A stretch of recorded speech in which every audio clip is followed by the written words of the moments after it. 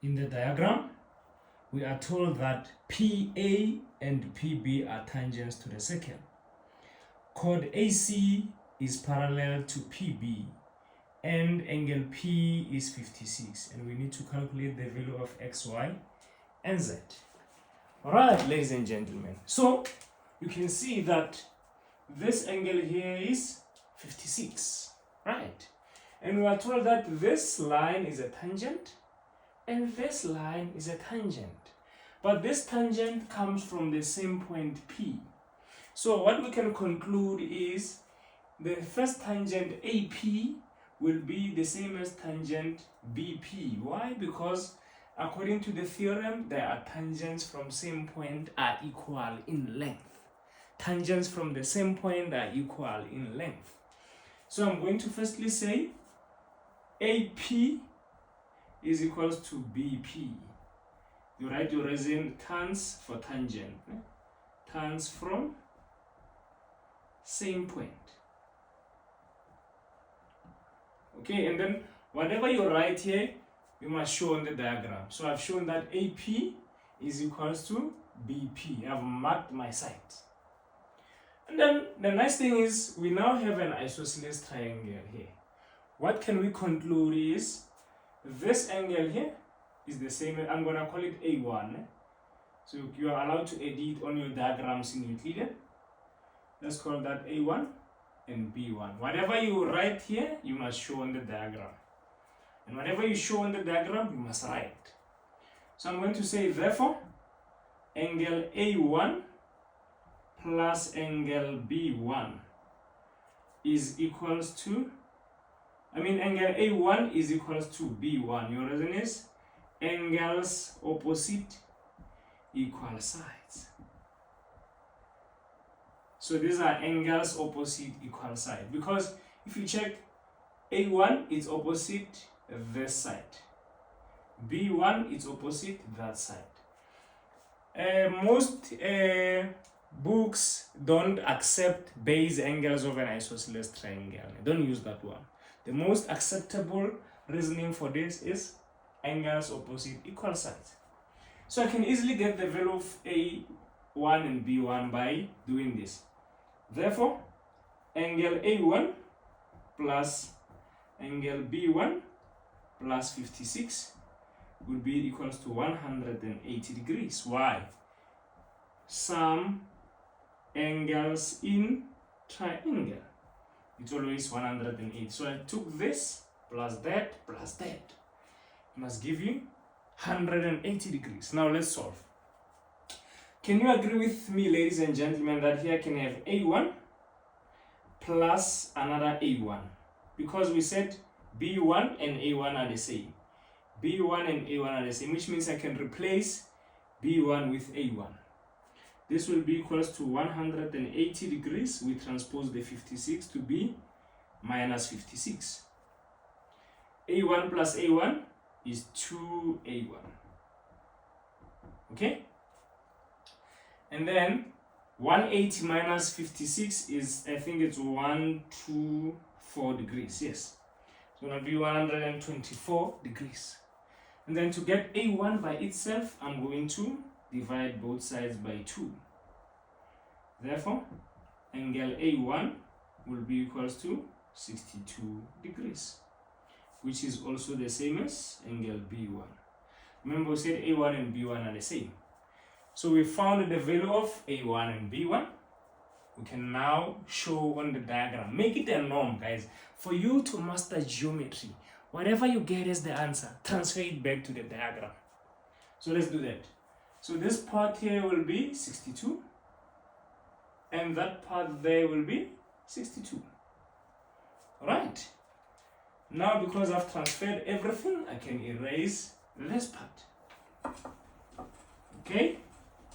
And then, ladies and gents, let's see what is going to happen. Let's see what's going to happen now. We can all agree that this angle here is between the tangent and this chord and that chord. B1 is between the tangent and the chord. Perfect. So the chord is AB. That forms this angle here. Ne? Now let's see. From A to B, ne? From this chord, I can go this way. You see, you start here, you come here, you want to move from there, you come there. So the other angle that is formed by that chord or subtended by that chord is this angle. You see, it's facing there and there. This arrow is facing on A, that arrow is facing on B, which means this angle will be the same as that one. And the reason is tan chord theorem. You're going to say, therefore, x equals to b1, which is equals to 62.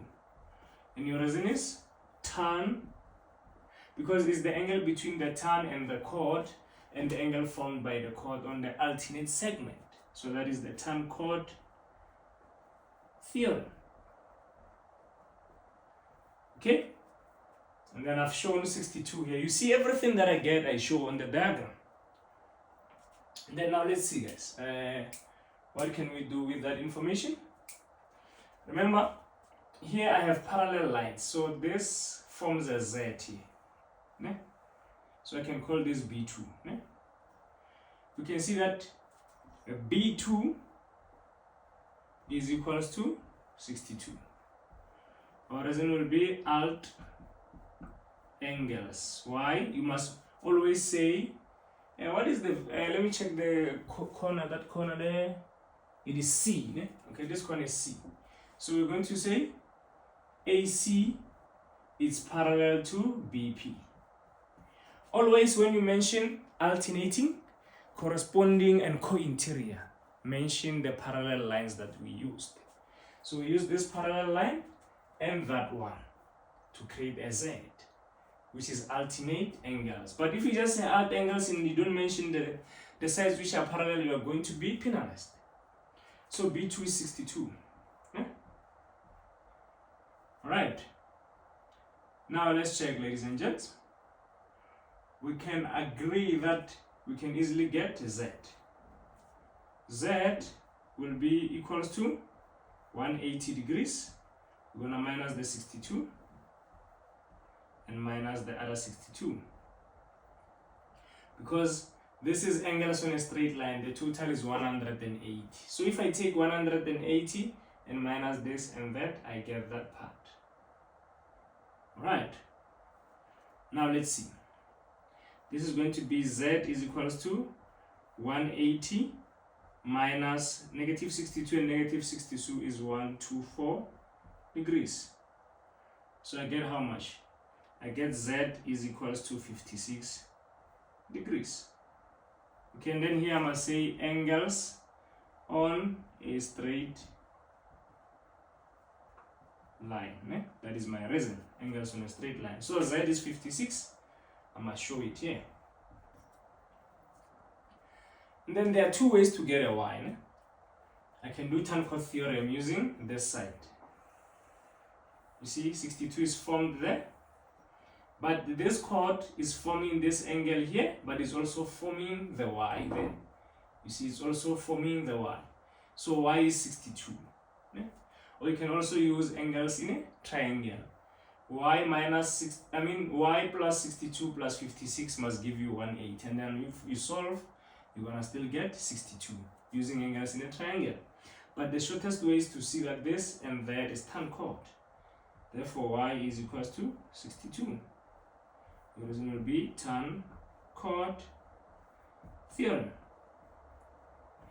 Ladies and gentlemen, this marks the end of the video. The Y value is 62. We found X, Y, and Z. If you found this video helpful, please don't forget to subscribe to my YouTube channel with over 300 videos, and we're still building, adding more videos daily. And don't forget to share with family and friends. Aluta continua. Tango!